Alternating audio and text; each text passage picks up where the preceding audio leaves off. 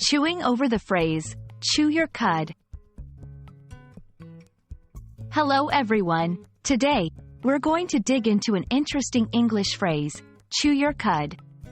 It's a phrase that might sound strange at first, but it's used more often than you might think. Let's get started and unpack what it means.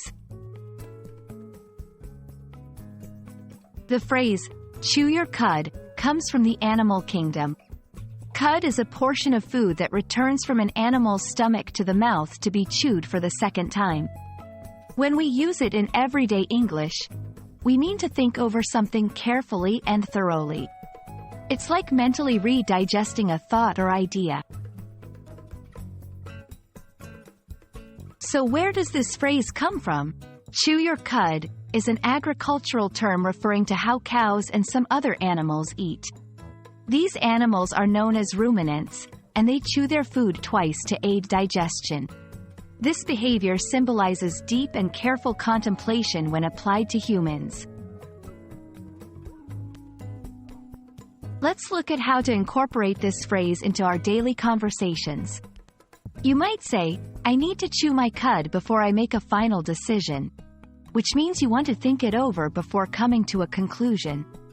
Or, he's been chewing his cud all day over that problem, indicating someone has spent a lot of time pondering an issue. Here are a few examples to help you understand how to use chew your cud in sentences. After the meeting, Jenna sat back to chew her cud on the new proposal. You don't have to decide right now, said Mark. Go home and chew your cud about it.